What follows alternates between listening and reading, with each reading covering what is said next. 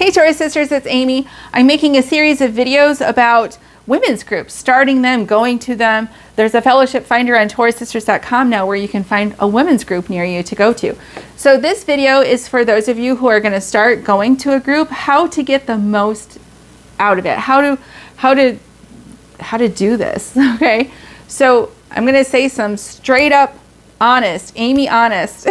If I'm not straight up honest, I might not be helping some of you. So my straight up truth that I'm going to speak to you is you will get out of your time what you put into it. You will get out of people what you give to people. You will reap what you sow, so to speak. And when you go to a group, I think when we were in the mainstream Christian church, not all churches, but a lot of churches, a lot of people in the church have this attitude of, I'm going to go to this thing and it's going to make me feel good. I'm going to get something out of the worship. I'm going to get something out of the fellowship. And all these people here are here to serve me and my desires and my needs. Ouch. That's not biblical. So now that we're seeing the whole truth of God's word, part of that should be that we see that when we go to a fellowship event of some sort, we go to serve others. We go to love others far more than we go to serve ourselves. And I think there's always going to be a little selfishness in us because we'll never completely get rid of our fleshly nature until we have new bodies one day. But we need to squish self and lift up others, right? We need to die to self and esteem others better than ourselves. And that includes these fellowship things. So you have this idea like, I'm going to go to fellowship and they're all going to pay attention to me. They all want to hear my testimony. I'm going to take an hour to give them my testimony. And they're going to ooh and ah over it. And then that does not happen. And you're heartbroken. And you feel like those people don't care about me. Why would I go back there? I want to challenge you. You're doing it wrong. Start with your mindset. Prayer, and we have to pray a lot because again, I'm no different than you. I like it when people pay attention to me, but we have to, and if you have a strong personality like that, days ahead, start praying that the Father will flip your attitude so that when you go to a ladies' event, you go knowing you might not get served at all. I might go to this event and I might not get anything out of it. If there's a Bible study, it might be stuff I already know. There might be stuff I completely disagree with. If there's prayer time, I might not have a single prayer request right now that I need people to pray for me for. I might not meet any ladies who I want to get together with outside. I might not get anything out of this event. But I'm going so that I can give something to the body of Messiah at this event. I'm going so that I can pray for other people. I'm going so that I can make sure that other women there know that they are loved and treasured. I am going to listen to what other ladies are going through. And even if I have no advice for them, I just nod and look concerned as they bear their burdens, that they feel like they have been loved on. I'm going for other ladies. And when that is your attitude, not that we do it for this, but at the end of the event and you're driving home, I think you will feel very fulfilled, even if you got nothing out of it.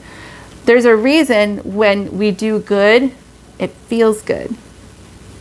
That's the spirit in us. So when you go and you give of yourself freely and without any strings attached, and you pour yourself into other women, you will feel fulfilled. This inner joy and fulfillment does not come from getting stuff and getting served. It comes from giving. And so when we go to these events, I encourage you to get the most out of it. You have to give the most to the other ladies that are there. Know that you are an important part of the body of Messiah. And if you're not there, your talents, your gifts, your listening ear, your shoulder to cry on is missed. The ladies will miss you. You're an important part of that group, not because of who you are, but because of what you bring to the group and how you serve the other ladies. And what will happen naturally is you probably will get served. I mean, you probably also will get prayed for, and you will get listened to, and you will be heard, and you will get things from these groups, no doubt. But if your focus is to get, you will probably never feel like you got enough. You will never feel like you got what you needed, if that's your focus. Change your focus. Say, even if I don't like the teaching, even if I don't like the video that they played, even if I don't like the ladies, I'm going to go and give to those ladies. The Bible doesn't say we have to like everybody. It says we have to love everyone. And then it gives us ideas of how to love people. Some of the things I just mentioned. Now, you may one day, a new lady might come who is like, you're like 2 peas in a pod and you're besties right away. I pray that happens for you. You find a lady friend who you can get together with throughout the week and talk to on the phone and stuff. What a treasure that is. But even if you don't have that at this group, you can still go, and you ought to go and pour yourself into the women who are there. You're an important part of them, and they need you. So really short and sweet, to get the most out of your time, be ready to pour yourself into the time. You cannot be too picky. And you're going to be like, Amy, we must be picky. This has happened more than once, where a lady has said, Amy, I live in such a so-and-so town, and do you know of any Torah keeping groups around here? Ladies groups, Shabbat fellowships, anything. And I'll say, you don't have anybody near you? And she'll say, I have nobody to fellowship with. And I'll say, but that's a huge city. How can there be nobody in there? Like, I can look at the 119 Sabbath Fellowship Finder and I see, and then she admits, she'll say, well, there are fellowships around here. I've been to 3 of them and they're not right. For whatever reason, she says, I can't go to those groups anymore. And so she's reaching out to me to find another group. Now, I could be wrong. I don't know the situation. But if she's been to 3 different groups and none of them are good enough, the problem might be with her. So I know that sounds harsh, but I've heard it lots of times. So if you go to your group and you find yourself driving home thinking that group wasn't good enough for me, please remember my words. Are you being too picky? And I say this, I told you I was going to be the straight up truth from Amy here.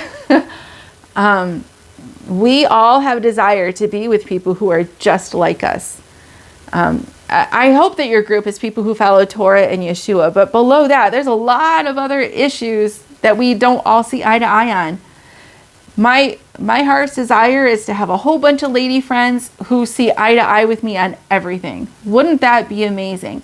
It is not going to happen yet.